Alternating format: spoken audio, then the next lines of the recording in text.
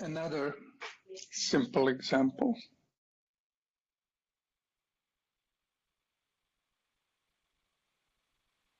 I have a matrix and I would like to exponentiate it. This is easy. If the function I'm interested in is e to the x, I know I can write it as sum Taylor series k equals 0 to infinity 1 over k factorial x to the k. Now, just for the record, if I was not used to Taylor series, but I was a banker, I would do something else. I would compound interest. So what I would do is I would say 1 plus x over n, annual interest, but compounded per day over n. And I would do this n days. And the limit of this process is Euler's definition of exponential function. We know that if you have constant rate, things will, like COVID-19, they'll go exponentially. Now, everybody knows this. So there are these two definitions. And the first one seems perfectly fine. If I have a matrix, I can replace whatever I see x by my matrix M. It's a square matrix of any size, but I can add it and multiply it. Then exponential of the matrix M is just this sum, 1 over k factorial matrix N. Sorry, to power k. If matrix has relatively small elements, then the powers are relatively small, and I can truncate the series after a while.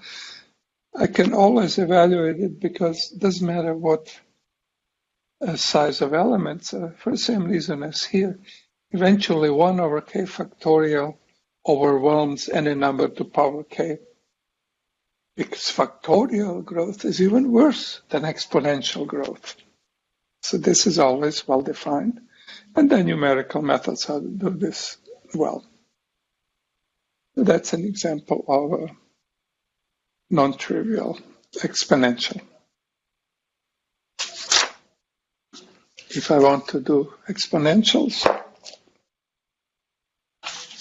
I can also do logarithms. So here is a logarithm of a matrix.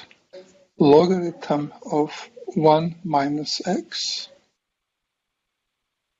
I've sneakily chosen this minus here to make formula look nicer. It's a sum, it's Taylor series, of k starting at 1 to infinity. Because you remember logarithm of 1, when x is 0, logarithm of 1 is 0, so it starts with 0. And then I just take k and x to the kth power. So that's a Taylor series of logarithm. And that means that if I have a matrix, then its definition is k goes 1 to infinity 1 over k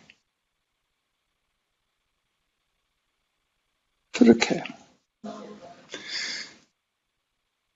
So, doesn't matter how big matrix is, the notion of its exponential and its logarithm is well defined. And I'm sneakily choosing all examples in such a way that we will use them later in our calculations. But now I'll do something that might seem stupid or not as elegant.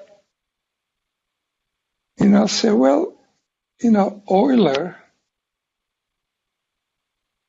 has this definition. So Euler says exponential of a matrix is a product of the matrix repeated n times. So all this means is this is interest, array of interest rates that bank is using annually, but we want to do it in 365 days. We want to compute the interest per day. So we compute the interest for one day, then the next day, 365 days, and we get the total interest. And if you're a mathematician, you say this has a limit.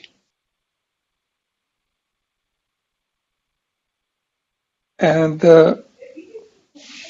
you can do an exercise that shows that if you use the famed binomial expansion, so an irrelevant remark, mortal enemy of Sherlock Holmes is Dr. Moriarty.